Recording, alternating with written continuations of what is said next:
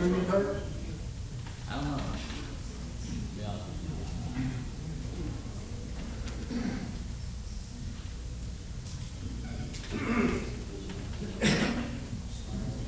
They'll be on 22nd, 21, 32nd.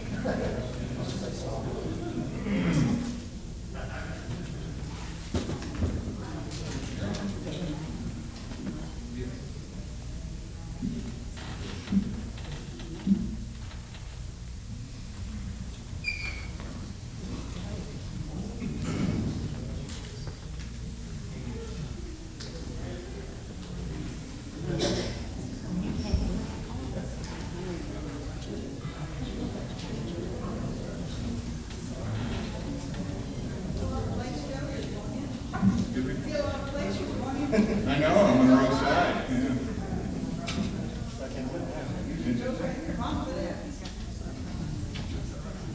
The fight puts you down. That's right.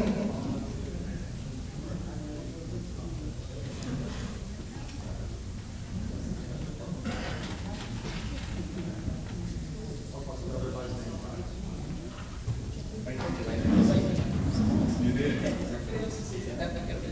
A lot of people still not to me. I used to be newspapers. Well, I'm gonna blame the paper. Okay. Everybody else knows about it. Everything's out wrong. And make sure it's all my fault, because always says, look how you talk from them. Yeah, that's right.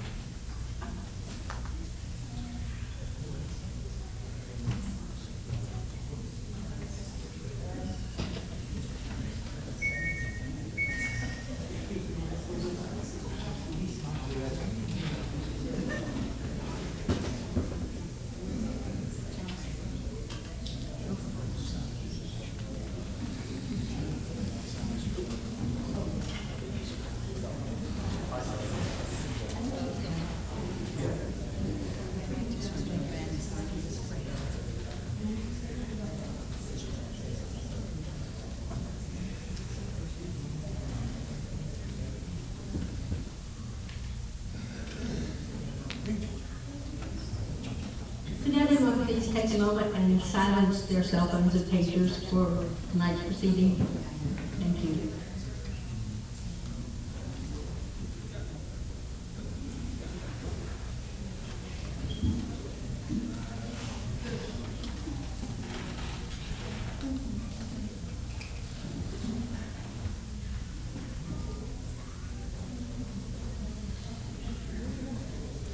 You want to sit up here or wait?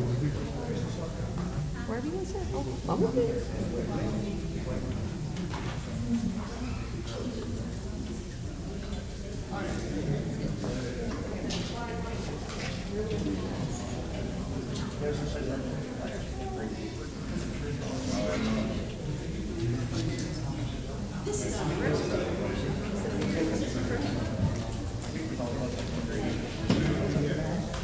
Kurt, it's working.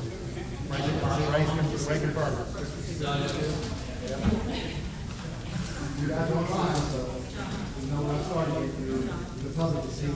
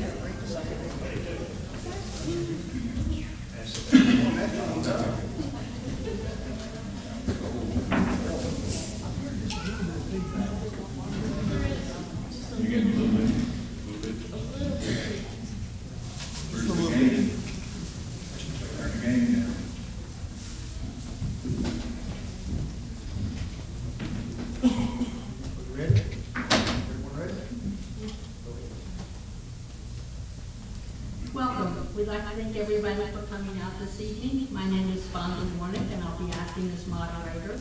On behalf of the Flatwoods Debate Committee, I would like to thank you all for coming out this evening. We appreciate that you're giving up your so far beautiful evening to listen to these mayoral candidates as they put forth their credentials and vision for the future of Flatwoods. We also thank the candidates for agreeing to participate in tonight's program and look forward to an informative and productive debate. Each of you will have 30 seconds to introduce yourself and say whatever you would like. You want to start, please, with candidate number one, Mr. Hicks. You know, I'm Jerald Hicks. I'm from Flatwoods in 1978, graduated from Russell High School in 1989. We're saying we've been the same address since we moved here in 1978. We're saying we love the city, and it's a really good city to get into. Right there, hope the youth can bring more movement into the city. I think we're really a good city. I'm willing to say we got all three other candidates decided they really wanted to get interested in this. So I think we got a pretty good turnout. Mr. Gray. I'm gonna yield the rest of your time to me. Hi, I'm Joe Gray. I'm born and raised here in this area. My parents moved away for a few years on the kind of work, but I came back after I got out of college. I've been on the city council now. I'm going on my 4th year. I'm a member of the Russell Rotary Club and president there for a couple of times. I'm current master of the Smith Masonic Lodge. I put together a team that organized and chartered and created the Marv Meredith Youth Basketball League. Mr. Speelman. I want to thank the Flatwoods Debate Committee for putting this on. It's something that's sorely needed in every community. You probably noticed I haven't put up any political signs.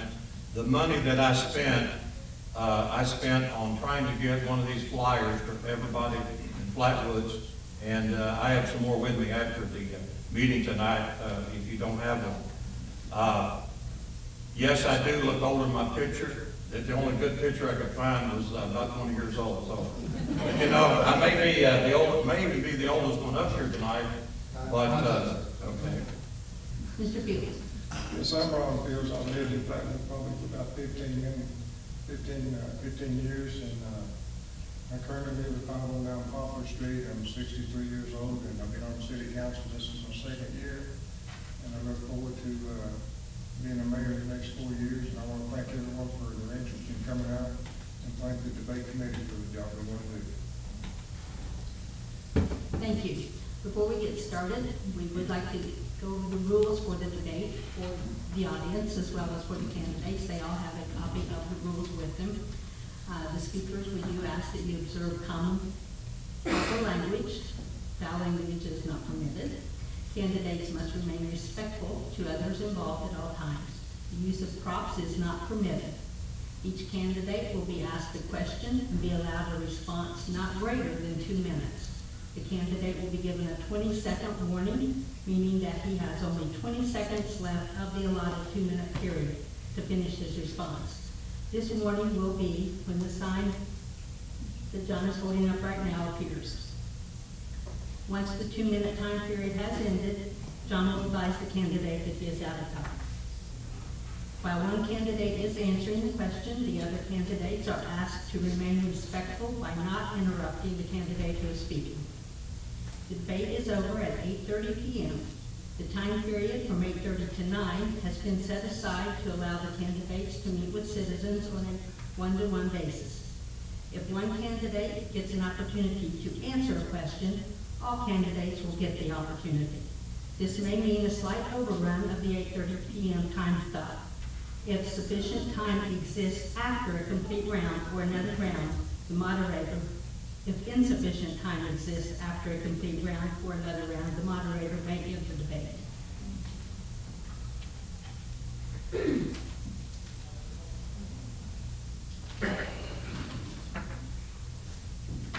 Question number 1 will go first to candidate number 1.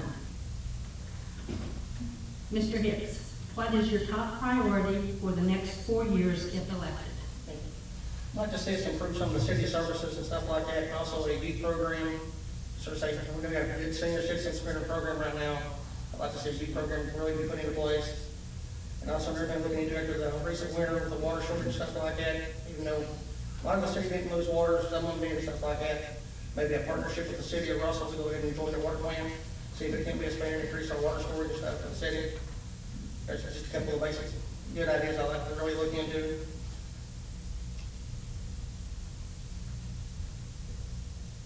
If you're finished, just say I'm finished. Okay. Mr. Gray? The first thing I think we need to do is update the city's communication system, the security system within the offices. We need to look at upgrading our infrastructure.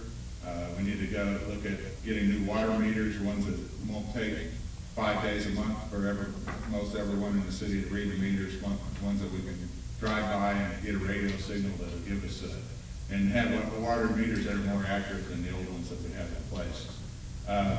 Over the next 4 years, there'll be, I'll look at a lot of changes gearing towards the future. We need to grow the city.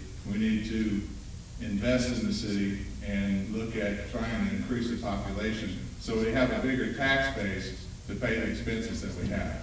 Our expenses, I think, are about as low as we can get them right now.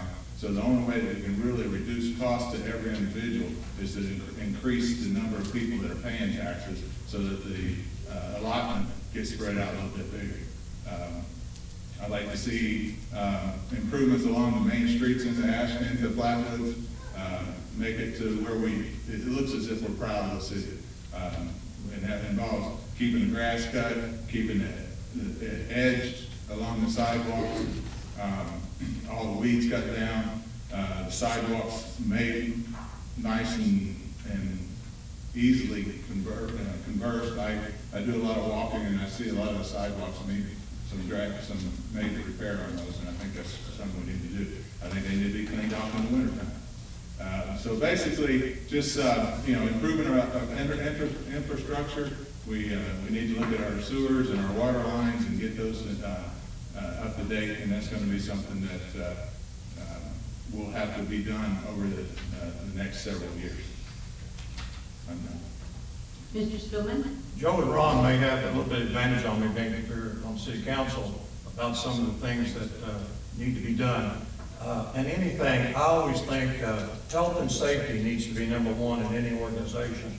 And I think the recent incident the last couple of days of tornadoes out in the Midwest, and those people, we still need to pray for them. And we need to be ready for that. I don't know how much ready we are now for severe weather, but one of the things we need to do is have a plan if we don't. And we could even enlist some of our churches, maybe that have basements and so forth. Number one priority that I say, and I agree with Joe, I've seen some sidewalks that need repair. Also, one of the things I want to add real quickly, the recent thing about the burning ordinance and the leaf burning, I agree that they don't want to go back to that. But let me say this, anytime we don't allow something as a city, we need to give people options. I'll give you two quick examples. The one, when we tell people what they can't put out in their trash, we don't tell them where to go to get rid of those things. And the second thing, I checked in Sandy, Oregon. For the last 20 years, they've been using a chipper. A chipper costs $165 to rent. One of the things the city could do is buy a chipper, and this is what they do, and deliver that to the person's house, let them use it, and then return it, because we could also use it on the streets in case of foliage and so forth. And on my flyer is a lot of the other things that I would like to do in the city. But the main thing is these school children out here and the school, getting them to school, and then different things. One thing real quickly, we need to update our website and put on there where the criminal activity is happening in the city. We need to put the agenda on the website 24 hours before. We need to put the minutes on there 24 minutes after, or 24 hours after. Thank you. Mr. Fields? Yes, I'd like to upgrade also the computer and IT systems for better communications operations in the city and continue training to avoid cyber issues. Also complete the radio read meters. I'd like to see the Flatwoods pool and the senior citizen aid program for our children and also families, and also the singles as well as the seniors. I think our insurance providers should visit our city to give us a list of risks, information on best practices, educate our workers on the rules and regulations, and to help cut the workman's comp claims. I'd like to see more employee training.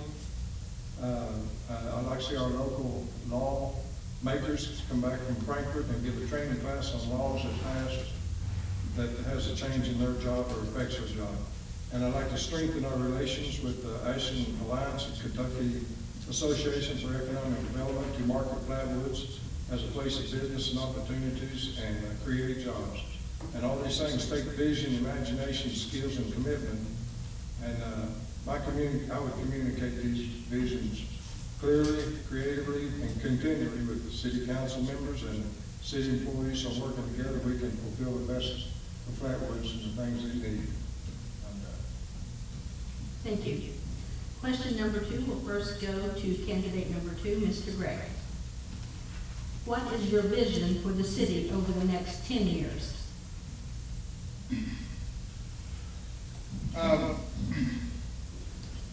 You know, I travel around a lot in my business, and I see a lot, I go through a lot of small towns, okay? And when you go through a town that is proud of itself, you can tell that that town is proud, you know? And, you know, I'd like to see things, like I say, with the infrastructure. I think we need to look at improving our sewer and our water system. I think we need to look at getting our electric power utilities underground. You know, that takes out the eyesore of the telephone lines and everything running through town. It also eliminates losses of power due to storms and that kind of thing. When you look around and you drive around and you see towns that way, I mean, you can just tell a big difference in that city when you don't see those power lines. I think that's something that we need to start looking at doing. We can do that by new businesses as they come in. You know, setting it that they have to have. You know, McDonald's, they have underground utilities. You don't see wires running to McDonald's. You don't see wires running to O'Reilly's. You know, that's the kind of thing that we can do as we move along. It's going to take some time to do that, but I think eventually we need to get all of our power lines and things underground. I really want to see a big push on eliminating the drugs in this town. I also, you know, it's going to take working on the police department, improving it, getting it bigger, and doing a better job with that. I also have looked into and possibility of having our own water service. Flatwoods is sitting on a lake, and I've talked to some engineers, and it wouldn't cost us all that much to drill some wells and build a water plant. Thank you. Mr. Speelman. Given our economy since, I guess, 2007, I'll tell you what, the last 10 years, I think we've done pretty good in Flatwoods as far as the businesses. We got the new CVS, we got a new dollar store. We've lost some population. I did a survey of the population census since 1950. In 1950, we started out at 1,578. 1960, we doubled. 1970, 7,000. 1980, 8,000. That was the peak. 1980, 8,354. Then in 1990, we dropped down 500. And I asked myself, I don't know the reason for that. I think probably one reason is where we lost Ashland Oil. One of the things, I don't mean to be pessimistic, but I don't think we're ever going to see some big plant move into the city of Flatwood. It'll probably be regional. I would love to see more emphasis put on small businesses. One of the ways I think we could do that, I'm not no financial expert, is we need to get our local banks or some organization to work. You had an entrepreneur that wanted to start a business, and they checked them out to see if they have a proven record, and then spread out the risk and let them put in a business. But one thing I was thinking the other day, folks, government can't do everything for people. People will say, I want this and I want that. Well, let me tell you something. The people own their own homes. The only thing that Flatwoods owns is this building, the park, the swimming pool, and the streets. What am I saying? I'm saying people pay their taxes. They go out here every day and work hard. We don't need to be raising taxes. And and also we need a new sidewalk out to the Red Devil Lane, and we could do it without raising taxes. But we need to get off the backs of working people. We pay too much taxes in this country. Thank you. I too would like to see the underground utilities. If you go out here and see some of the new subdivisions, they don't have all the poles, all the lines are under the ground, which really looks good. It's going to take a lot of time and effort to do that. And mainly too, I want to keep up with our infrastructures. We don't have the grounds for a big industry to come in here. But out to the AA highway, the industrial parkway, they've got a lot of ground out there. And eventually, I think some companies will come in there. And if we have a bedroom community, so to speak, with our good infrastructure here, we will draw people to come here and live. And with the new 207 going out that way, I think a lot of people will go out there and work. And I too, I don't think we need to be raising taxes on getting a lot of things done.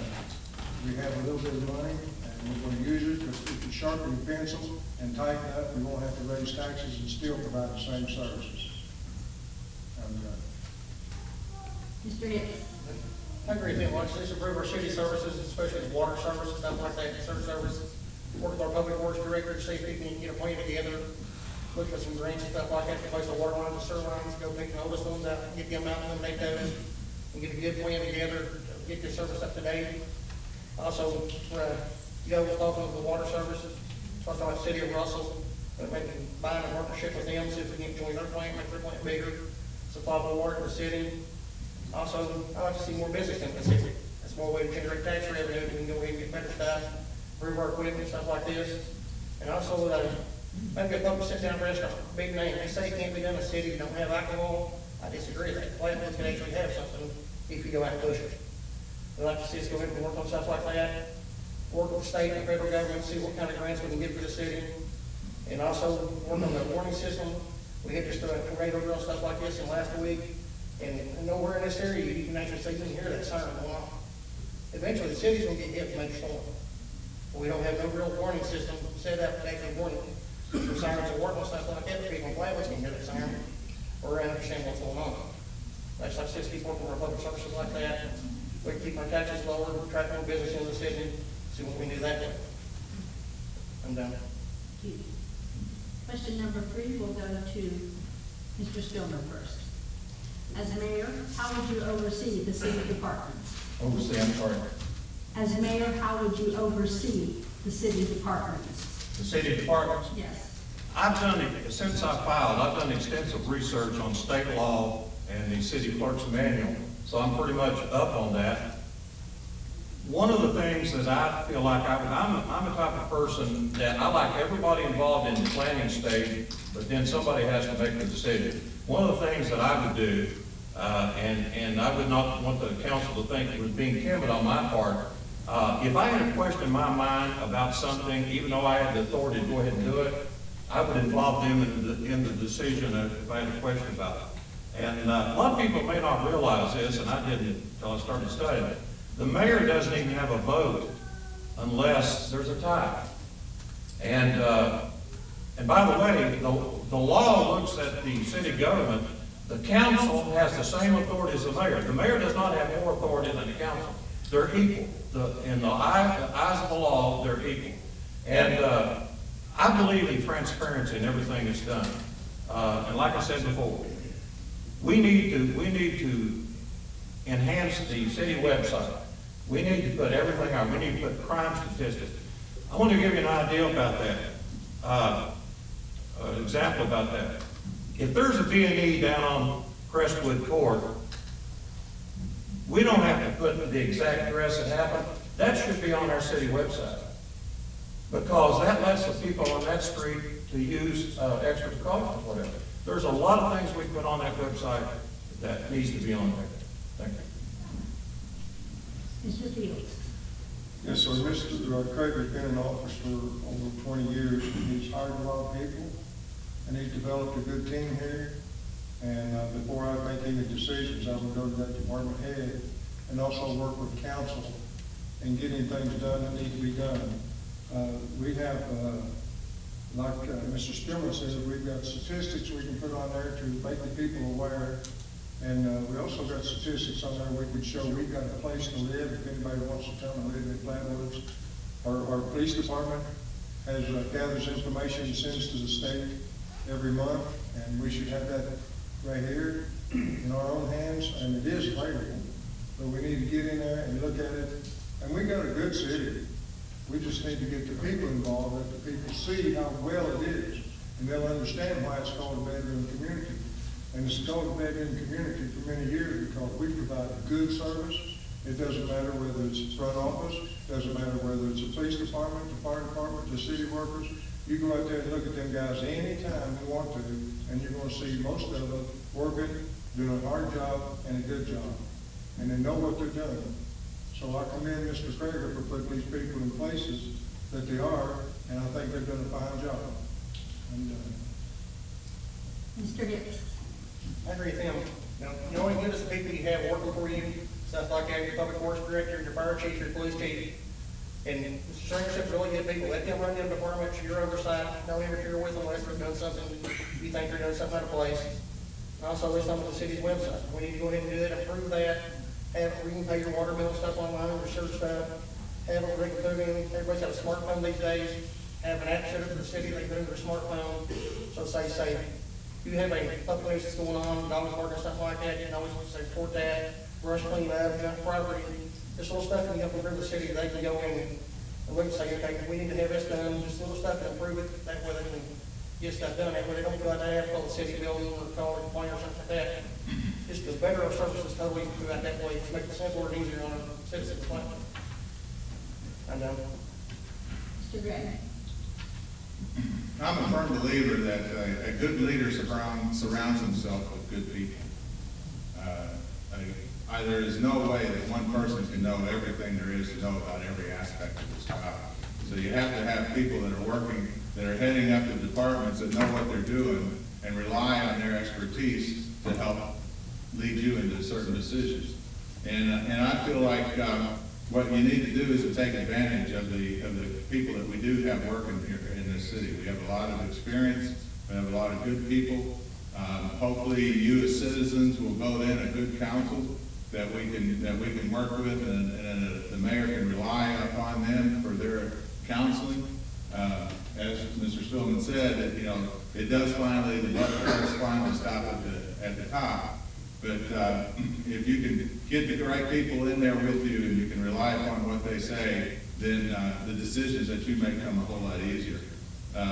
You know, I feel like, you know, we pay pretty good salaries to our city clerk, our police chief, our public works manager, and I feel like we ought to be able to sit down with them, tell them what we want to look at, and then let them do the job.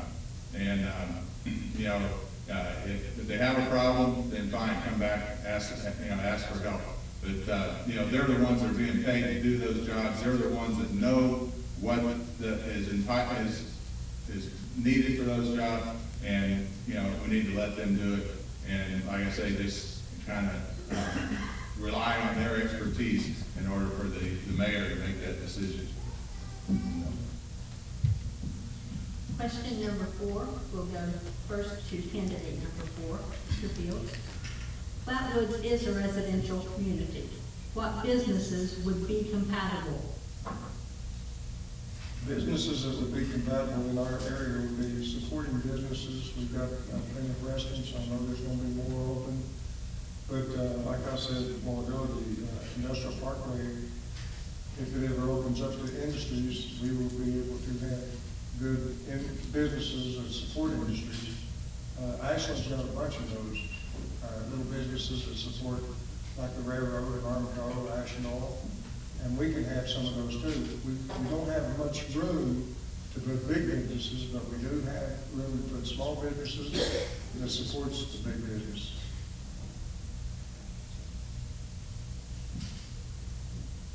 That all? Yes. Thank you. Mr. Hicks? I agree with Mr. Fields there. We don't have a lot of room we can really spend in the city, other than what little bit of a few areas we do have vacant town now. But I want to see us have, let's say, a few good quality families, set down style catered restaurant type stuff that you can actually get out and go to, the city of Ashland has. I say you don't have to be wet to have something like that. I believe the city of Lakewood can work with them economically, work with them on tax base, stuff like that, try to draw more business into the city. I think we just got a good potential here to really learn, to put the city out there and show what it's got and what potential and what services the city offers. I believe we draw better business into the city. That's all I want. Mr. Gray? I agree with these, you know, Flatwoods as a bedroom community is really going to only be able to really hold service-oriented type businesses. For example, ServPro is down at the bottom of Wheeler Hill. That's a service-oriented company that since August has grown to about 12 employees. So, you know, that's the type of, I think, business that needs to come into this area. Ashland Alliance is continuously out there looking to bring businesses into the tri-state area. We need to look at the tri-state area as a whole in order to bring the service type companies in here. You know, Bobby Allen and the county tourism, they've been working on a county-wide bicycle trail. You know, a bike shop would be something that would go, I think, go well here in town. You know, but on top of that, you know, with the businesses moving into the area, you know, you got people that are moving into town, into this area, and they're looking for someplace to live. So we have to take and make Flatwoods attractive so that they live here in Flatwoods, even though they may be working in Ashland or Ironton or Huntington, you know, live here in Flatwoods. And, you know, we can do that by improving the looks of the town, by cutting down on the drugs. I know there's no way that we can eliminate all the drugs in this area, but, you know, if you got somebody that's coming in from, you know, South Carolina that's never been in this area and they're looking around, and the first thing they look at is the schools, okay? We've got one of the best school systems in the tri-state area. That brings them here. And when they look at and they see that we've got a police department that's working on the drugs, busting people, bringing them in, that's another reason that brings them here. You know, and so the whole conglomeration of all of it. Mr. Speelman? Well, as long as it's not illegal or immoral, I guess it'd be all right. You know, I'm not into the business that much, but Jerald mentioned something there that I feel very passionate about. I am against alcohol sales. I make no bones about it. I put it in my flyer. 2 years ago when it came up, I was out at the Workland Church of God and that rally out there. And I respect men like Mel Leonhardt, our Commonwealth attorney, and Mike Wilson, our county attorney, men that had the backbone to stand up against alcohol sales in Green County. And the reason it didn't pass, folks, is because the good church people and everybody else that thought just like that stood against it. We do not need alcohol sales. I picked up the paper this morning, and here the editorial in the paper, they're wanting to allow alcohol sales. It's one thing to allow it at a floating restaurant, but I don't go to Summer Motion. They're wanting to allow alcohol, open alcohol at Summer Motion. One of the reasons when I lived in Louisville, I quit going to the Louisville Cardinal Redbird game. You can't go to a game without somebody spilling a beer down your back. We do not need alcohol. And by the way, there's a double standard. Now let me get it off my chest. There's a double standard in this state, in this community, or not the community, but in this country, about alcohol and tobacco. I haven't smoked since I was 28 years old. They won't let you in Ashland within 20 foot of a store with a cigarette, and we all know how bad cigarettes are. We don't need to be told. But then again, they're going to allow alcohol at Summer Motion. Look on your website at the Chamber of Commerce of Kentucky, see who's on the board of directors, and then look on KPT who the vice chairman of the board is that works for Brown Foreman. And that's why they stood against cigarettes, but I think that may be why they didn't take a stand on alcohol. Thank you. Question number 5 will first go to candidate number 1. As mayor, what ways could be used to attract those compatible businesses? I believe the city pushes the city really hard, shows them what services we have to offer, shows we get a lower tax rate than other cities around here, shows them that we have the water supply, the sewer supply to support their business, stuff like that. I think we can draw more business into the city. city has to go out and push this stuff. Can't just sit back and hope they come to you. You need to go to them, push them, bring them in the city. That way, the city of Flatwoods got the potential, they can bring good business in the city, such as we have to go out and try to look for it.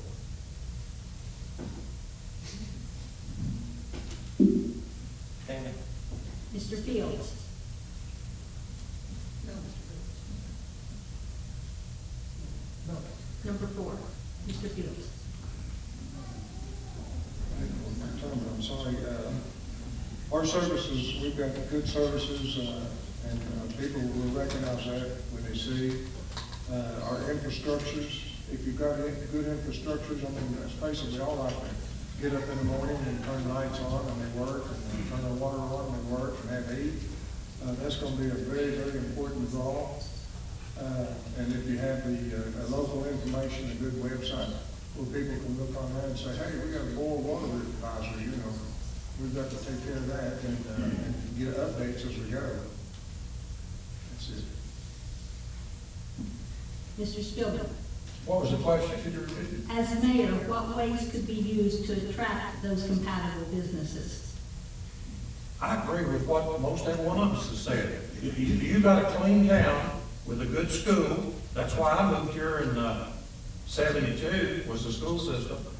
If you got a clean looking town that's safe and kids can play and parents feel safe in their home, you're going to draw people. Mr. Gray? He's exactly right. And, you know, but I would like to add to that is, right now, I think we're probably the only town in the close vicinity that doesn't have an occupational tax. You know, I think that would be a good thing that would entice businesses to come here to Flatwoods. You know, to me, I feel like that is a taxation without representation, and I am against that, and really would not be in favor of enacting something like that unless it became a countywide thing, and then we would have to do that. But so that we could get our share of it. But right now, you know, we don't have an occupational tax or a payroll tax like Russell and some of the other, and Raceland had put in. And so I think that's something that kind of entices people to come here. Like I said before, you know, we can show that we're cracking down on the drug use, and we're trying to get rid of that as much as possible. I think that brings people in. You know, just working closely with the other associations that are in, you know, the Chamber of Commerce, the National Alliance, and trying to work with them to you know, to add to what they're doing, I think will help bring people here in town. The infrastructure, you know, making it easier to pay bills by, you know, having online payment, taking credit cards, you know, that kind of thing. You know, all those things come in play when we start looking at trying to get new population into the city. Question number 6 will first go to Mr. Gray. A residential concern is that ordinances are only enforced after a complaint is made. How would you address this? Well, I don't know that I agree with that. You know, a lot of the complaints come after they've been approached by the code enforcement officer or our police department. You know, one thing that I do believe that, you know, that our zoning laws were written in 1968, and we've already started a committee. We've already hired somebody to look into rewriting the zoning laws. I think we need to bring them up to date. Bring them, you know, there's a lot of laws out there that were written in 1968 that really don't apply to right now. And really, if you go out there and look at it, you can probably go to every resident and find something that they've done that's against one of the zoning laws. You know, a lot of that also, I don't think is very black and white. I think there's a lot of gray areas in those laws, and I think it leaves it up to interpretation of a few people. And I think that needs to be addressed and make it, write the laws where they're spelled out so you can't, everyone can read them and understand them. Too many times I've had people come to me and say, well, I don't, they say I'm violating an ordinance, and I don't understand where it is, and I looked at the ordinance, and I don't understand where you're breaking the ordinance, but, those that are in charge are saying, yeah, you're breaking the ordinance, because it's just, it's ambiguous, it's left up to that one person's interpretation, and I think we need to nail it down and make it more precise. Mr. Hicks? I just, Mr. Greeley, a lot of the city ordinance stuff like this was wrote 20 and 30 years ago, and it seems that they slipped through the cracks and not been updated over the last 30 years, stuff like that. Those need to be improved. Let the citizens know what you're changing and stuff, improve that. Also, talk about the city's website. Improve that, and have stuff like, and I disagree. I see the police officer every day enforcing that. They can't be out enforcing every city ordinance violation. Now, they may not see that. I'd rather have them out on the streets, making that done, and making the city safer. But there's also, make it easier for the residents to report this stuff. They don't have to call the city, go make it for your applications from the phones or computer stuff like that, you know what I'm saying? My neighbor's house is junked up. I need this done like this, I've got a problem with nuisance stuff, animals, stuff down. Let the citizens have more insight of what's going on in the city and make it easier for them to report stuff like that. I tell you, our guys are out there every day, I see them, going through, right over this violation stuff up. We need to improve those services, but they are doing a good job. We just have to make it better for the citizens. Mr. Fields? Yeah, our zoning regulations are outdated, and we did hire someone to look into them, and they're going to be updated. And ordinances are written because there's a need, we have complaints, and sometimes they have to be revisited and rewritten, added to, or some taken away from. If you educate the enforcers and make sure that they all interpret it the same way, there should be a problem. And you put it in good English on the computer, on the website where people can see it. And if there's a complaint, then there needs to be talk to the code enforcement people and get some complaints straightened out. And there again too, if you get a complaint, maybe it needs to be rewritten again. It just depends on the time and the situation. Mr. Speelman? We all like our freedom, but when we decide to live in the city limits, we're gonna have to give up some freedom. We're gonna have to be considerate of our neighbors. And that's where a lot of this comes in. And the ordinances, one of them that I see, one of the biggest that needs attention. And I don't know the situation, that's animal control.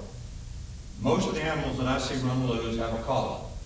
And I notice especially when cold weather sets in, we have responsible pet owners. I see them taking their pets down the sidewalk, but people will let them out and run up and down the street and different things. I've been told that the animal control officer is on contract. As I understand, he works in public works, that he's on contract. Well, the first thing I would do is have him do a monthly report. How many complaints we get to see where the resources need to be. I'll tell you folks, from what I've seen, I think we need a full-time, when you've got a town population 7,428, I think you need a full-time animal control officer. And here's another thing. Whether it's a police officer or whether it's an animal control officer, when you get a complaint, you don't go to that person and say, neighbor so-and-so over here complaining. I don't want to hear that. We should be proactive. We shouldn't wait till somebody complains. And I'm going to tell you something. We have a good police department in this town. I've been driving this town for 35 years, folks. I've never been stopped. If you're not doing anything wrong, they're not going to stop you. I've seen towns where they're overzealous, and I've been a police officer myself. They lay their life on the line every day like I did for 20 years. They need our respect, and they do a good job as I know. Question number 7 will go first to Mr. Speelman. Blighted property is a concern in most cities, including Flatwoods. What methods do you see to enforce cleanups besides court action? Well, the first thing I think is early intervention and staying on top of it. Have certain incremental steps and make sure that you're doing it. You know, a few years ago, I'll give you an example. A few years ago, I was shocked the first time I saw the delinquent tax sheet in the Green County paper. Well, you can apply that to blighted property. You gotta have your step that you're gonna go through. Then some of that may be, a neighbor needs help. Then maybe we could have resources there where maybe a neighbor needs your grass cut. But, that we could hand that off to somebody. I think that's a secret. And be polite to people, but be firm. Folks, that's the way we did it. The federal government is not perfect. But the way we do in federal court, you come to federal court, we're respectful to you, but you will obey the rules.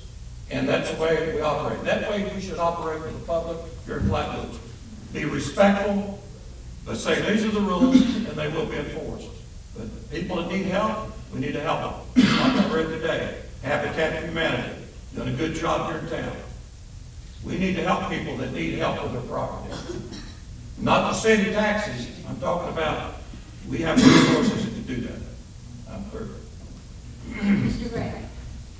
Well, first of all, the council just passed here last month, a abandoned property ordinance that will allow the city to tax up to 1.5% on people that don't keep their property up, they let it run down, they don't keep their taxes paid up.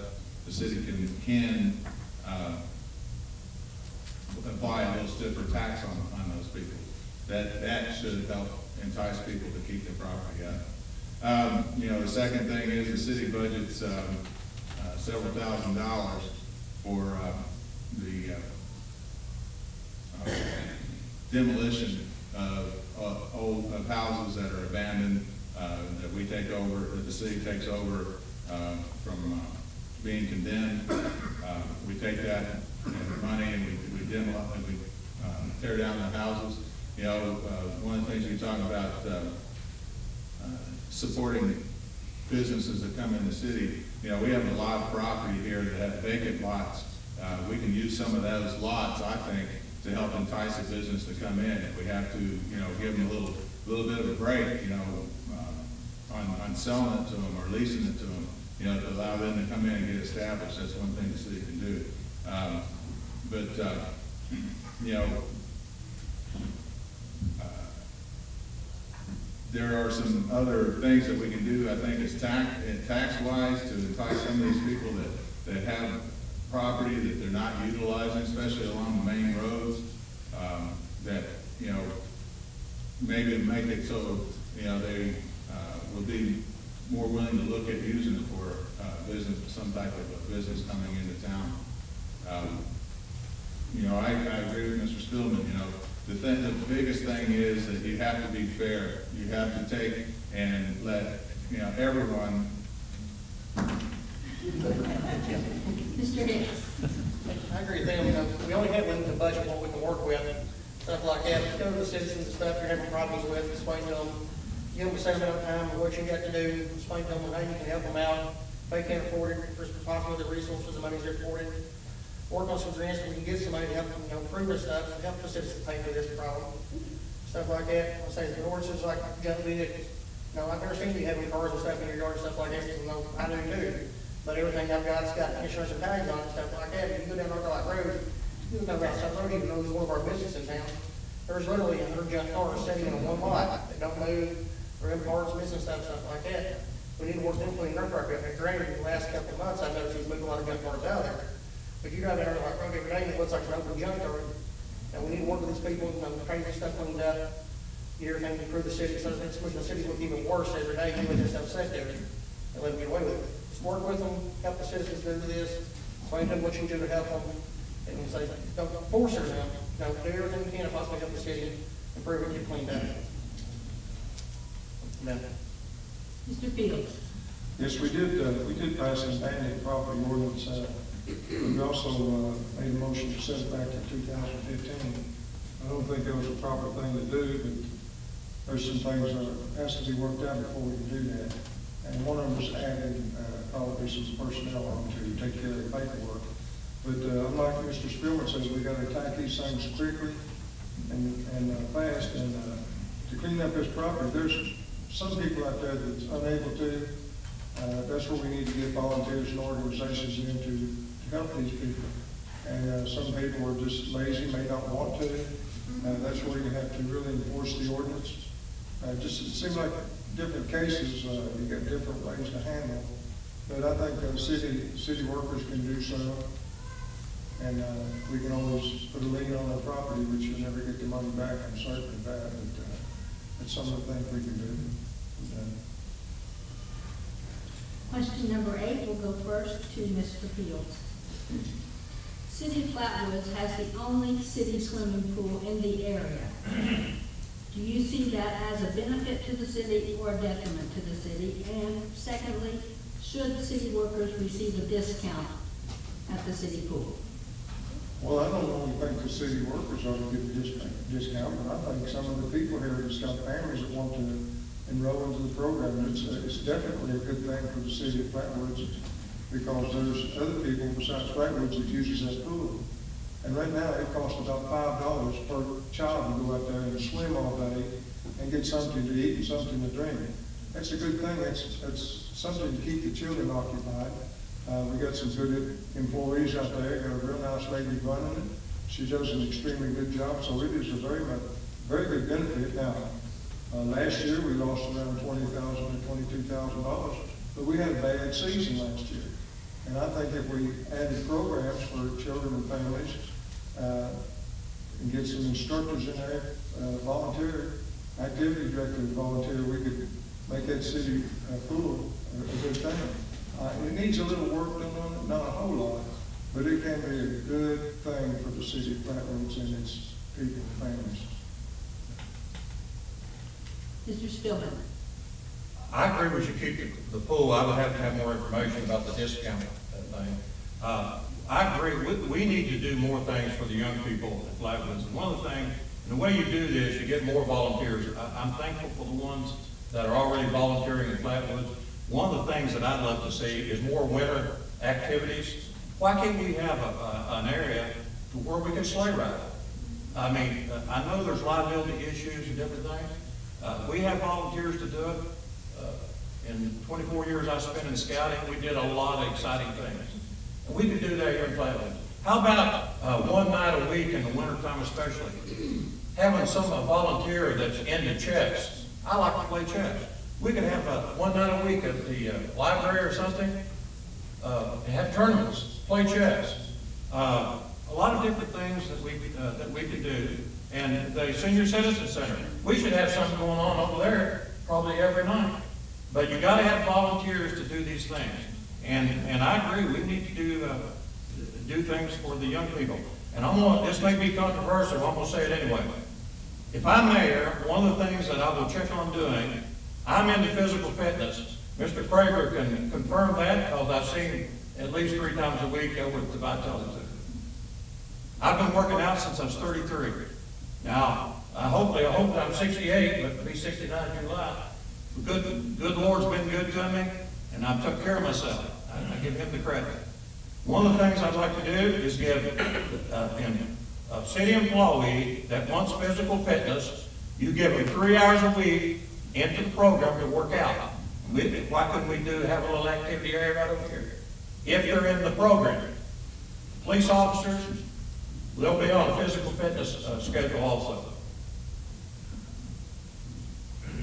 I'm done. Mr. Gray. Could you repeat the question, please? Yes, Flatwoods is the only city in the area that has a swimming pool, a city-owned swimming pool.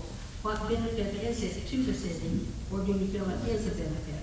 Should city workers receive a discount? One of the things that talking to, the residents and stuff as I've been campaigning, one of the biggest things that's come to my attention or what residents seem to want is something for the kids to do. We have the park out here, they have things, and the pool itself is something for the kids to do. So I definitely think that it's something that we should keep as long as we can. I know that it's expensive, We discussed in the 4 years that I've been on the council, I think every year we discuss whether we should raise the rates. And, you know, and I'm against raising the rates. There is no way that we can charge everybody enough to pay for the cost of running the swimming pool. My family was a charter member of Franklin Pool. I was president of that pool for several years. I was the treasurer of that pool. And I know firsthand what it costs to run a swimming pool. And, you know, so it is something that's definitely expensive, but I think that it is a big benefit for the city, especially for the children of the city.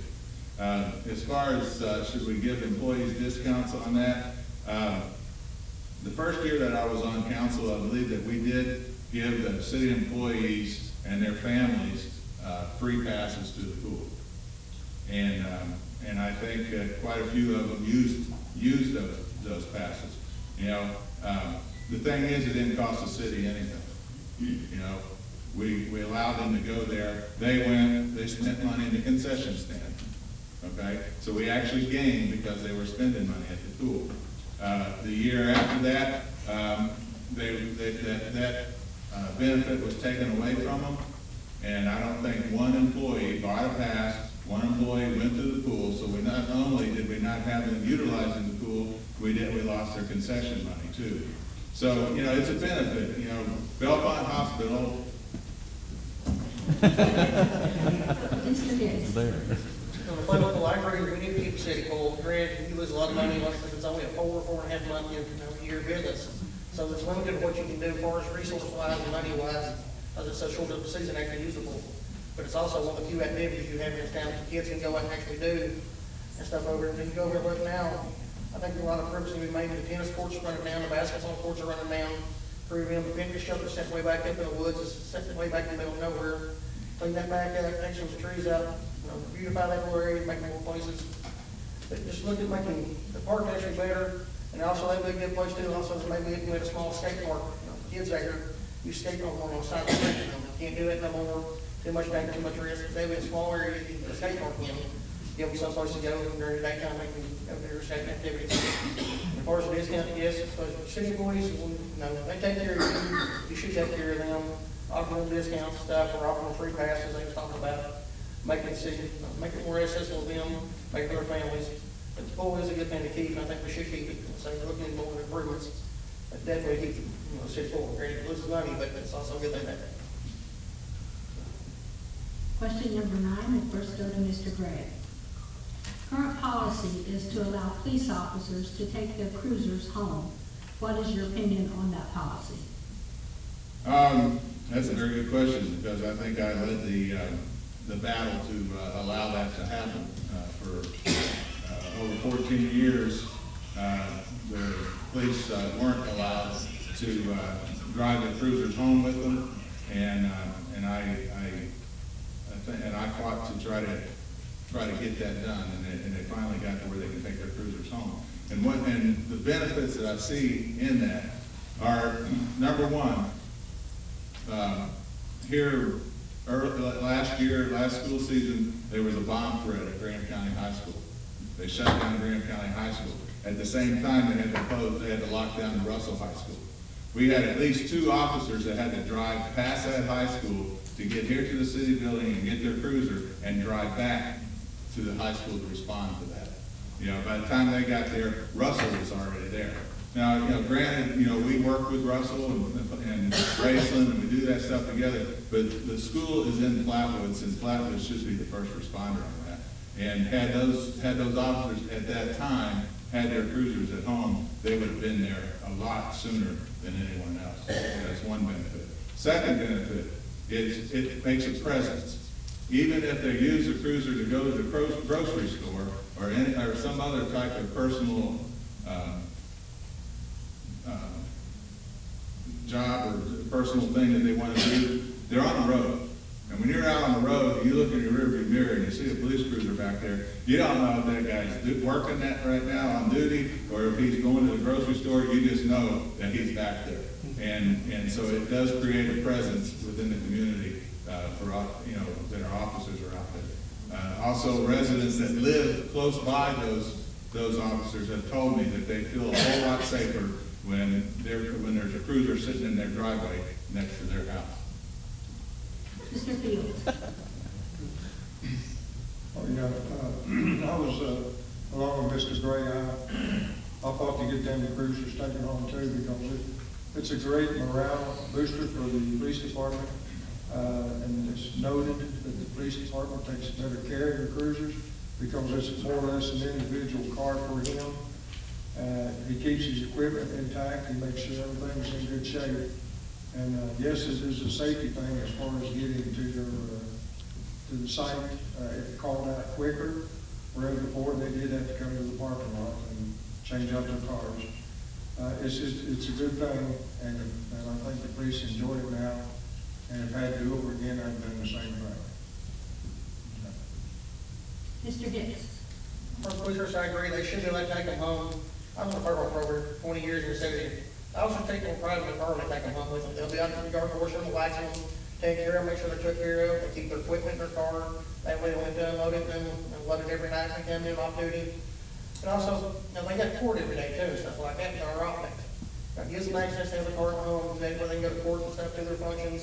They have class out of town, so they need their car to get to that. So, those are people pride they have their car. They say it is in turn too. I lived across my police officer for years. And you'd be outside watching, you see somebody come down the street, down the street, you're like outside the police cruiser. You can watch when someone breaks on immediately, okay, there's a cop in it. Even though there's nobody in that car, it worked great for some people now. But, and then the response time. You don't have an officer have his car and he's sitting here at the city building locked up.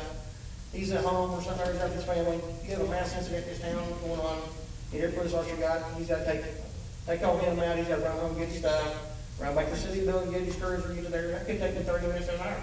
Well, that's legitimately critical time. When you have something major going on, it will save a critical response time. But, taking the cars home, I think it's a great thing to have. It ain't that much money for them to take the car home. I'm done. Mr. Speelman? I agree. When I was a deputy U.S. Marshal for almost 20 years and state trooper too, we took our cars home.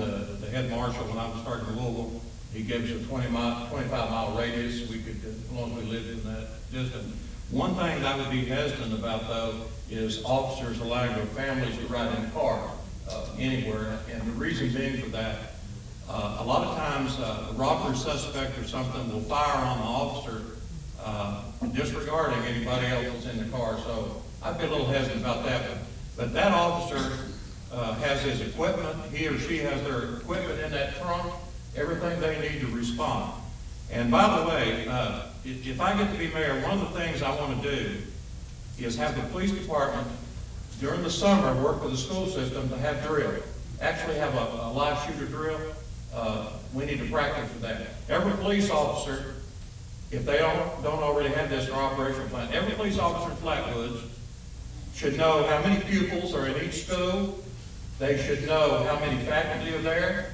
And they should have a small building diagram of each school where all the doors are.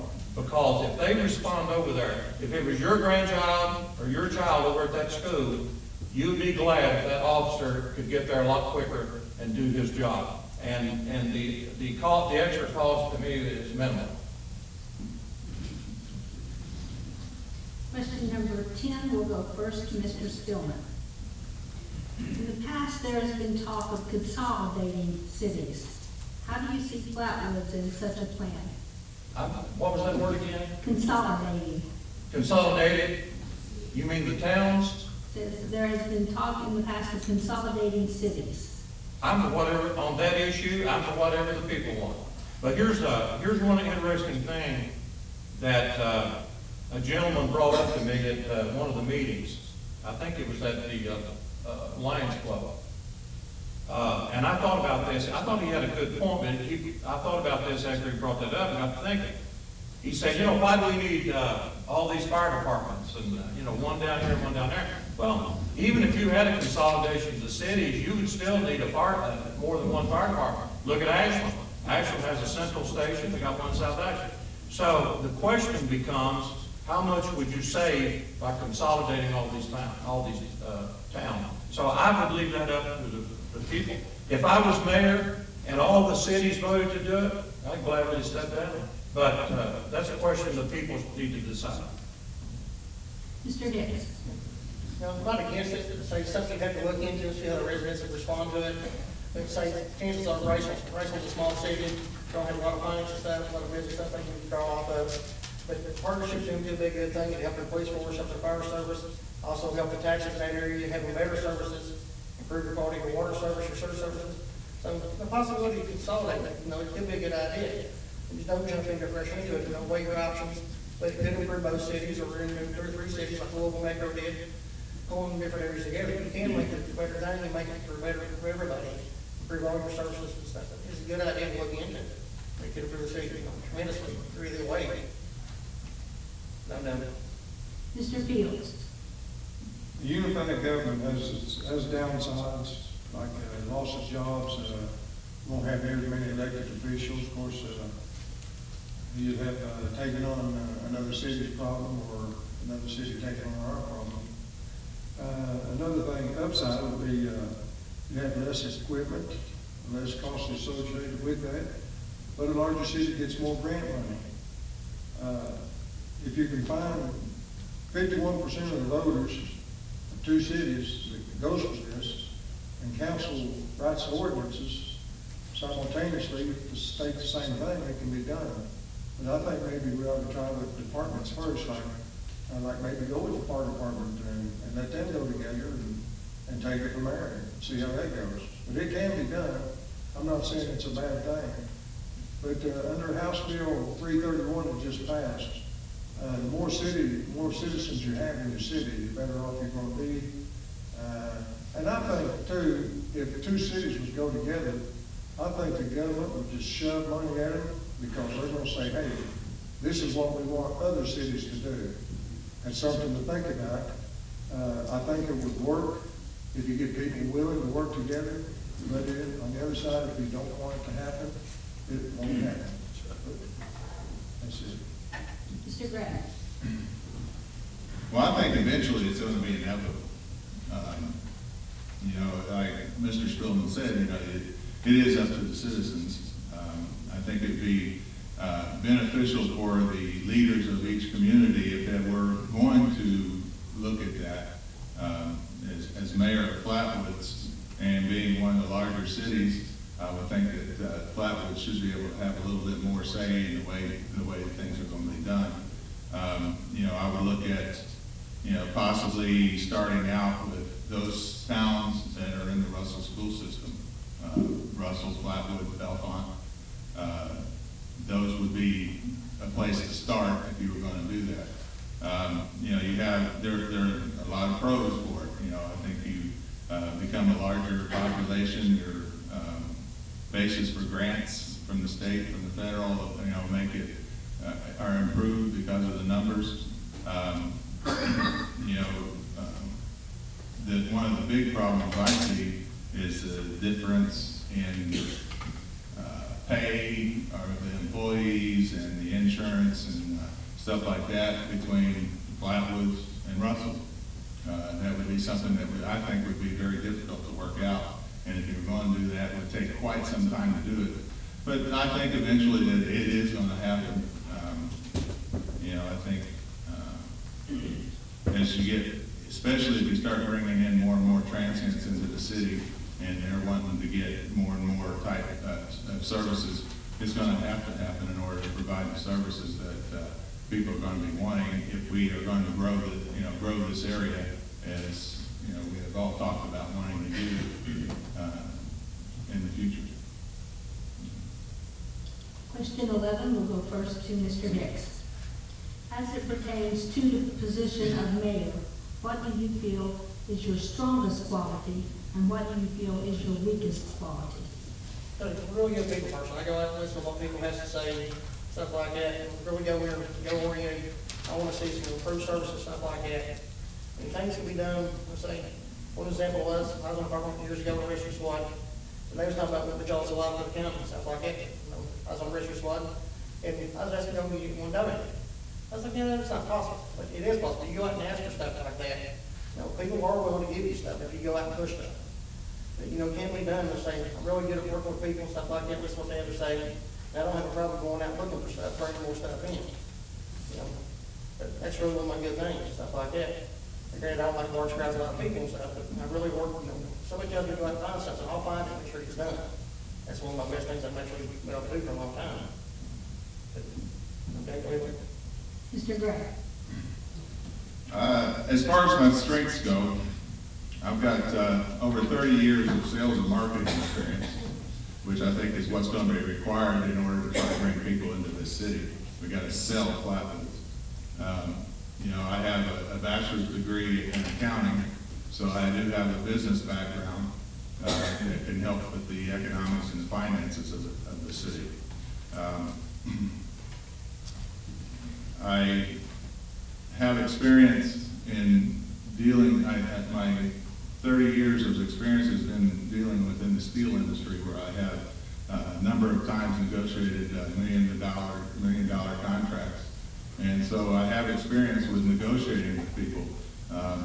You know, I feel like, you know, we need to take measure in the fact that Flatwoods is one of the biggest cities in this area, and I think we have some negotiating power that some of the other cities don't have, and I don't think that we really utilize that power in the past, and I think that's something that I can bring to the table.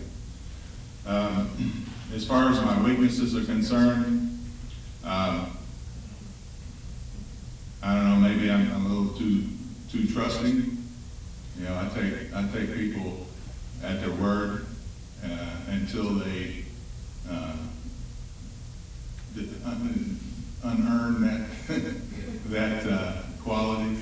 You know, there are times that I have been burned because I took someone at his word and he didn't do what he said he was going to do. So that's probably my biggest weakness. But I think the strength that I have can overcome that. Mr. Speelman? Before I left to the house this evening, my daughter, youngest daughter Elizabeth, gave me this. It says, George Washington quoted this, or said this, it said, "It is impossible to rightly govern without God in the Bible. If God be for us, who can be against us?" One, I've often said this, I said this in my flyer. The reason Flatwoods is a good town is because of the moral fiber of our people. That is our strong point. I think that's one of the reasons our crime rate is so low. My strongest point probably be my leadership skills all the years. One of the first things I would do as mayor is make sure everybody has signed a copy of the ethics ordinance. I've been on the ethics board for 6 years. I've never been called to duty, and I hope everybody's that good. But I'm going to tell you, there's some strict stuff in this city ordinance. And folks, I'm going to tell you something. I don't think Flatwoods is a good town. I'm sure that they've done most everything they need to do. The reason these communities and these cities and counties get in trouble is because one of the first things I'm going to have to learn if I get to be mayor is say no. You're going to have to say no to people. If somebody comes to me and asks me to do something, first thing I'm going to do is sift it. Is it illegal? Is it immoral? Is it ethical? And is it fair? Just like, for example, I'm going to use an example up in Martin County. You had a clerk up there, I'm sure it was a fine lady, hired her 2 daughters, and what they do, they crooked her. I agree with Joe here. That's probably my weakest point, is trusting people, because I expect people to treat me like I treat them. And so the ethics ordinance will be strictly enforced if I'm mayor. Mr. Fields? I'll get into my weaknesses first. I think I'm a little too honest, and I also trust people more than I should. They will come back and burn you. But my strong features is I was jail foreman and a supervisor on the railroad for a little over 28 years. And I'd like to point out those people with education and then those educated people. And the difference is, when I take a job, I get myself educated. Before I took council, me and 2 other council members from Flatwoods went down to Moorhead and took a class on city officials orientation. And since I became councilman, I took a 2.5-day class down there, City Officials Academy. And then we learned the framework of city government and city finances, identifying risks for cities and things like that. And also last year, I took a 2.5-day class in Frankfurt at the Kentucky Association for Economic Development. And there's some things in there we learned about manufacturing and distribution needs in our area. What can we do to help there? And I made sure that Flatwoods, they know Flatwoods is open for business. And I made some good contacts. And how to make Flatwoods workforce ready to go. I learned some of that stuff. And then also, not too long from now, I'm going to take another 2.5-day course on city official orientation. Academy will be number 2, so that'll be, I've had 43 hours of training since I've become a councilman. And I hope that I will be a councilman again, but I decided to try to be a mayor. And with your support, I can be. Question number 12, we'll go to Mrs. Fields first. If elected, what changes would you make in the office of mayor? What changes I make? I would have an open communication with all the city employees. I would want them to come in my office anytime. I'm not sure that it's done now. I'm not saying it is or isn't. I hope it would be. But I want to welcome people into my office. And you get some of the best ideas about how to correct problems from the people who are out there working on the problems. I'd like to get with the 3 heads of the city and on a daily basis contact them and see what we can do to better their job and to better services for the people of Flatwoods. I will have regular office hours. I'll be a full-time mayor, just as it is now. And one of the good things is I'll have to suspend part of my pay because my earning allowance, I'll have to give about $600 a month back to the general budget for use in the city of Flatwoods. Mr. Speelman.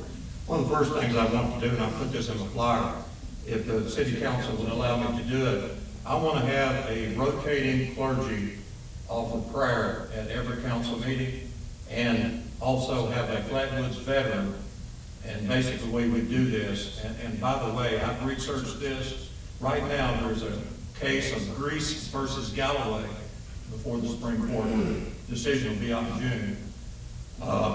There's the way we do this, and you do it, the courts will agree to it. As long as you open it up to every denomination in the town, and as long as you don't tell them what to pray or how to pray, and you can do that.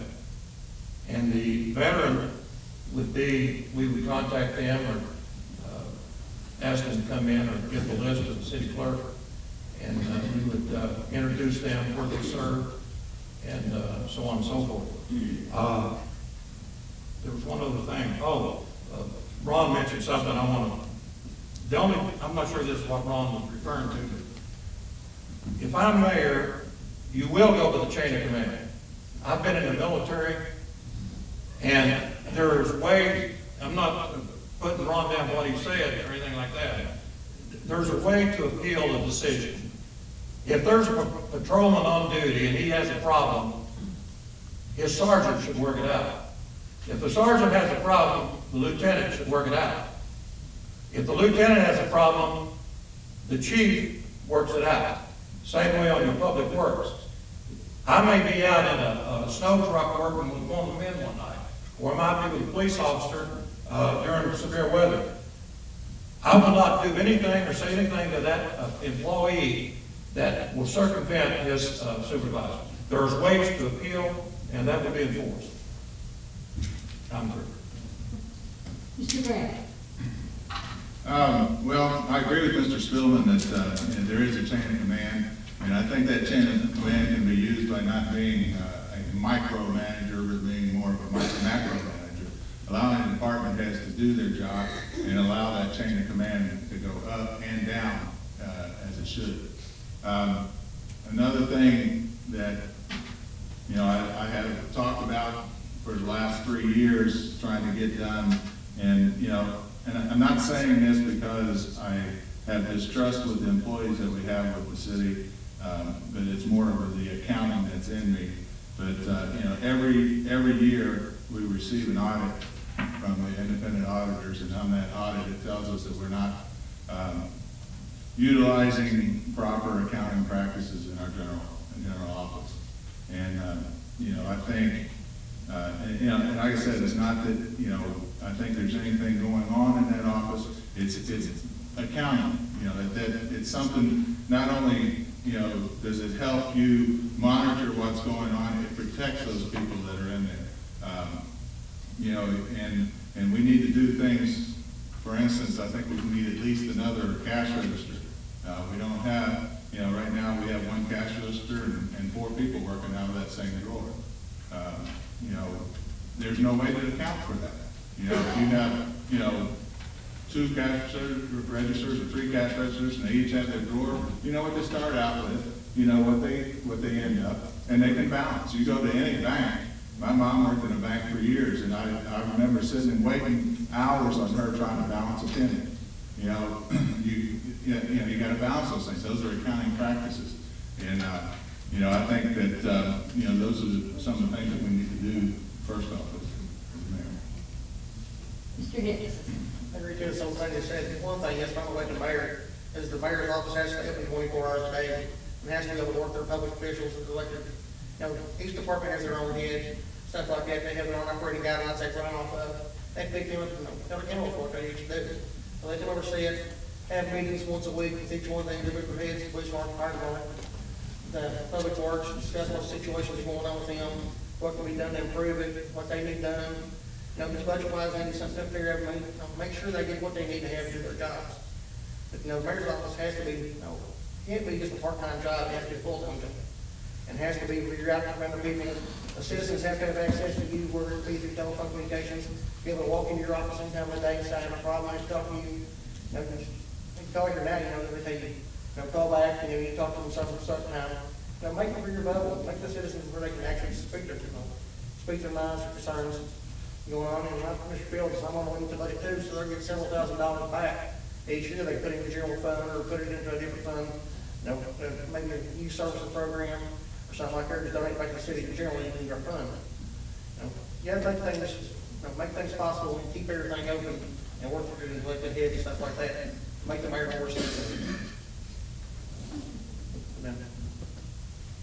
Question number 13 will go first to Mr. Speelman.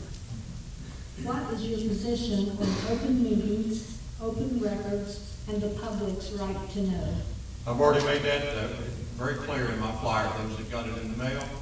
I got on here, I'll read it for you.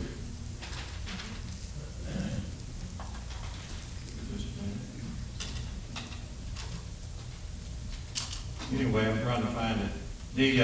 I'm for open record. The reason we have open records and open meeting laws is because governments in the past have tried to keep the people, stuff from the people. It's just like anything. Half the ordinances and laws, a lot of these places would be taken off the books if people would just do what they're supposed to do. Be ethical.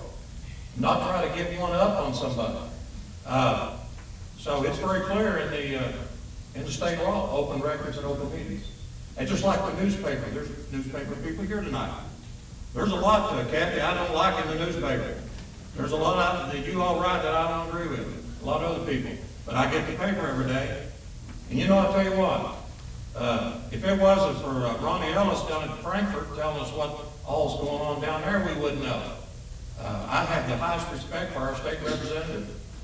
But I tell you what, some of the shenanigans they pull down there at Frankfurt sometimes, like one night they're supposed to get a vote in by midnight and they move the clock up. So anyway, I'm not saying they're all crooks. You know what I'm saying? You gotta have open meetings and open stuff. The city clerk is the one that handles that at the city. It's a very important job, city clerk. So my feeling's well put on that. Mr. Fields. Open records, open meetings, that is the law. I will conform with the law, always have. One thing that House Bill number 176 and House Bill number 500 just recently passed. The open records will now be put on a computer, and it will be legal to transfer them to elected officials, non-elected officials. They can also be put on the website. The minutes can be put on the website for people to see if they can't come to the meeting. If they come to the meeting, then it's still open. So it's open any way you go about it. And to close, do things behind closed doors is definitely illegal, and I would not do it, and I wouldn't stand for it to be done, because the public has a right to know. I'm done. Mr. Hicks? I agree with him. Everything should be open record. There should be nothing hidden from the citizens. They should have access to the city's budget, what's going on with the city, what each department's going on, what they're doing, what they're spending, everything. The only thing that should be hidden, or saying technically not hidden, is personnel matters and hiring and firing, stuff like that. That should be done behind closed doors. That's a personnel matter. But everything else should be kept out in the public, kept open, kept honest, and nothing actually hidden from the citizens of Flatwoods. That's all. Mr. Gray? Yeah, Mr. Hicks is right. There are certain things that do need to be kind of kept behind closed doors, personnel, certain thing, purchases that the city may be looking into, you know, not necessarily the purchasing of, but just the investigating during that time and the negotiating during that time. You know, that you can let that, you don't want to let that out and allow someone to be able to beat up the price on it, knowing that the city is looking to buy that. So those are some of the things that you want to keep. You want to keep behind closed doors. But as far as council meetings, as far as what the mayor is doing within the office, they should be open to everyone. I like this streamline, live streaming. I don't know what it costs to do that, but it would be something that I would be in favor of having for every council meeting. I like the fact that the microphones are on today, and you know, and why would, you know, if we can't videotape it, we can't live stream it, we can videotape it at least. You know those things. You know, nothing should be kept. You know, if we shouldn't be doing anything that we can't go out and say, yeah, we did that. You know, to anyone that asked us. And and like Mr. Fields said, it is the law. So that's all I have to say about that. Question number 14 will first go to Mr. Gray. How should the city prepare for replacing water and sewer lines, pipes, and other infrastructure? That's a good question. We've got, I think, somewhere around $2 million right now in the CDs. I think some of that money can be used as down payment to pay for some of the things that needs to be done with the infrastructure of the city. You know, I mentioned this once before, the water meters. I think that that should be the first priority. I think we ought to go ahead and do that. We're taking 5 days a month, almost 20 employees working 5 days a month to get our water bills out. It's too many man hours spent for that. If we could take and get the new water meters in, they can be read in a day, and it can all the information can be sent over to the ladies up front, and the bills will be put out. You know, just the savings in man hours would pay for the water meters. You know, not counting the improvement in accuracy of the meters reading water. Some of our water meters are 20, 30 years old and can't be very accurate. I think we need to look at possibility of gridding off the city and start looking into replacing water lines, replacing sewer lines. You know, I don't even know if we know where they're all at right now. And, you know, so, you know, it's going to take some time to find them. And it's going to take a long process, but if we're not thinking in the future, we're not going to be getting that done. And those are things that I don't think have really been looked into over the last few years, and I think it's something that needs to be done. Mr. Hicks? I agree with Joe on that. I think we need to look into some state and federal grants, stuff like that, and get some more money in. Work with our public works director, Mr. Dean, back there, get with him, sit down and go over and look at the city water lines, sewer lines, go through and figure out which one's been here the longest, which ones are the most needed to make the larger lines, stuff like that, get that stuff replaced the quickest, that possibly be done. Let's say, City of Ashland got trouble this winter, the cold winter like that, they was about 50 years old, they hadn't been serviced, it was clay. Some of that stuff's not even being made today. But you need to look into going through and set that plan up, even if you do just 1 or 2 a year, anything like that's better than not doing anything at all for water, like the stuff the city has now. Make a plan, sit down and, look into the future, and go ahead and improve our services and say, a lot of things, you get a lot of grants and stuff from the state, and grant available. You go out even private corporations for grants available. Look into that stuff, set it down a plan, look at what's oldest and what needs to be replaced, and what's your major lines from the to the city, and start replacing that stuff, saying, even if it's just a couple of times, or something needs to be done, you can do that. Mr. Fields? Yeah, I've been on the city council for a little over a year now, and we've done quite a bit of sewer work and water work in the city here. And right now, we got Brannan Drive and Marcia Drive and Ingram Lane. We had to borrow $440,000 to get that done, and as soon as that's done, there's another project coming up, Pine Street and Jones Street. That's going to be right around $400,000. I wish we had the money in the bank to take care of all that, but the money that's in the CDs is earmarked, and you can't take it out of there unless you borrow it, but you have to pay it back. And we can do these things without raising taxes. We just have to do a little bit at a time. And like Mr. Gray said, we got to find some of them. And the only way to find some is when they get old and burst, then we can replace the whole street. But we have to have a place to start. And it will get done, and you don't have the manpower to read all the meters and do all these things every day. I mean, we just can't replace, it'd be a waste to replace water lines that are working perfectly fine. But now, the meter reading will free up some people, and we will be able to do more projects in the future. Mr. Speelman? That's probably my weakest area, the sewer lines and the water lines. Because I don't really know much about it except my own. I don't know how much effect it would have because we get our water from Russell and Ashland. You can see what happened over in West Virginia. We definitely need to protect our water supply. I don't know what type of security we have on our tank out there and all that. And another thing too, a lot of times the issue of annexation comes up. And the way I feel about that, I put quality above quantity. In other words, I'd rather have a good town than a big good town, or average town, a big average town. So my question would be, why would we want to go out and annex some other area here if we don't have in shape what we've already got? But I'll admit I don't know much about the sewer and water line. Another thing I want to bring up, here a while back they replaced my gas meter, and they now can get the reading from the street. The guy told me. I guess that's what the water meters are coming to. And another thing, while we're talking about that, I don't know if the prisoners are used to do water readings. But that's one thing I want to review. I was there, where how much we use these prisoners. One day I was walking around the park, and they was working on the house over here, and I saw two prisoners go to the restroom unescorted.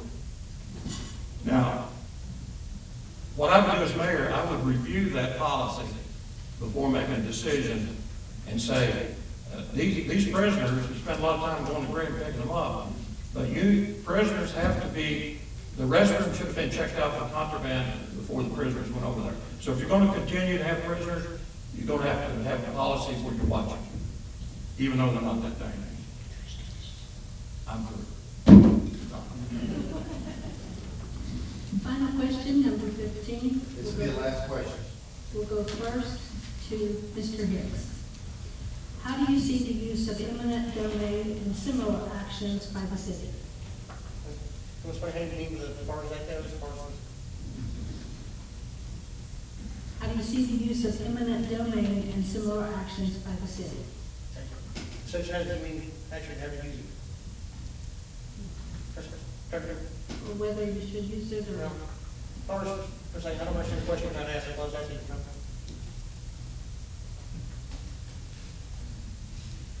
It's how do you feel about the use of eminent domain as it pertains to the citizens of the city of Flatwoods? Still lost my saying, the words over the top might be a little, okay? But, you know, the city needs to take care of their citizens and stuff like that. Take care, mayor needs to be responsible to take care of the city and stuff, I'm saying. That one's the same. I'm not your true politician. I'm the one that's willing to work for the city and stuff like that. That one went ahead, and I'll be honest with you, ain't gonna lie to you, never done. But I'm saying, I ain't really trying to They just want to way over my head. Mr. Gray? I have to agree with you, Jerald. I'm not really well versed on eminent domain. You know, I know it's a tool that can be used to help coerce a citizen to you know, stay within their regulations, stay within the regulations. It's something, you know, like all tools, they can be underused or they can be overused. They can be abused. You know, like I said before, you know, I'm in the Rotary Club, and they have a 4-way test that says, is it fair? Is it the truth?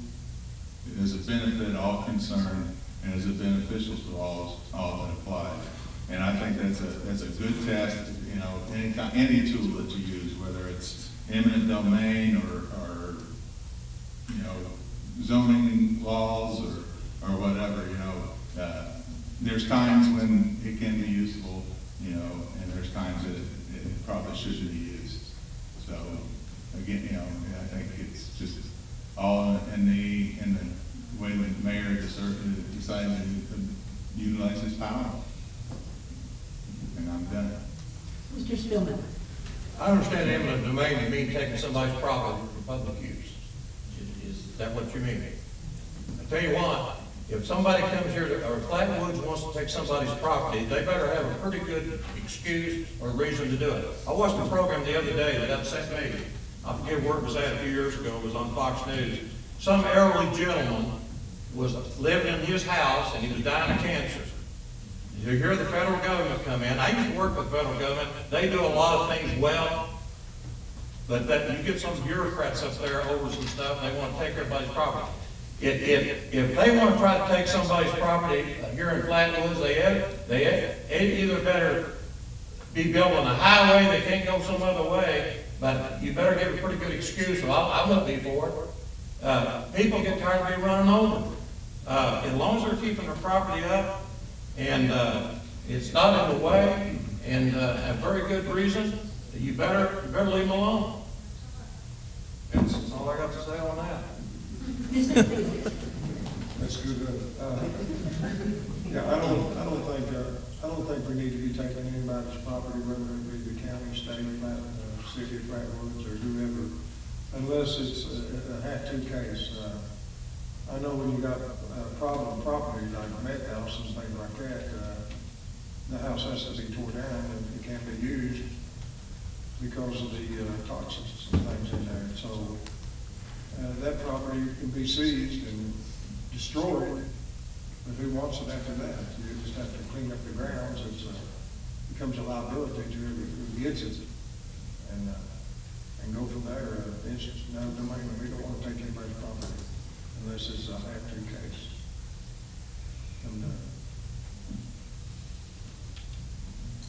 Thank you very much, gentlemen, for your answers and for your participation in this event.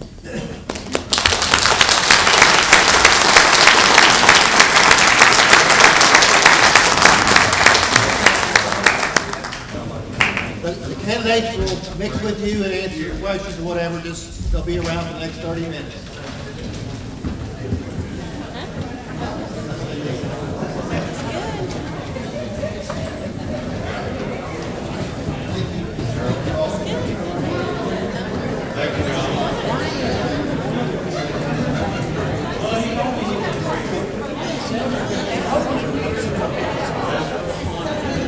I think you did all right. I want to help Doug. I won't vote for you for mayor as an ad runner, but I'm going to vote for you for president.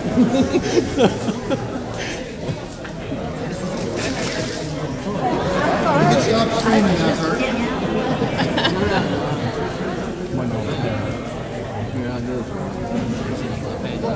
I kind of let them get it. Showed everybody.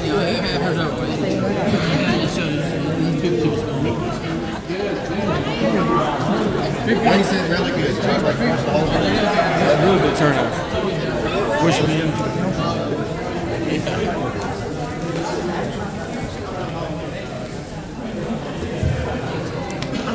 She's not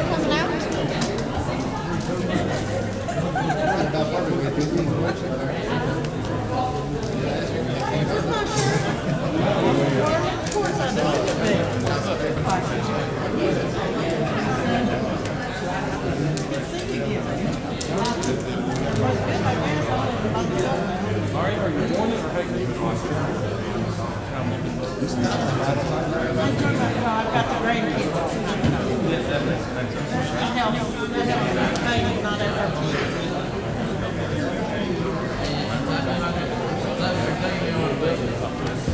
Good job, buddy.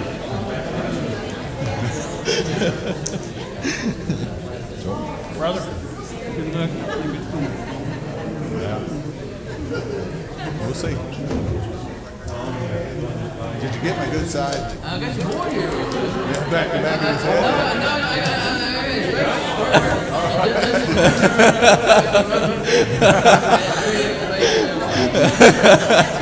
Y'all didn't do it, just say they leave me back. I started to.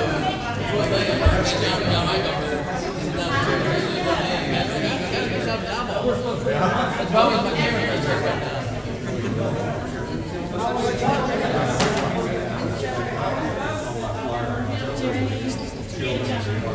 now.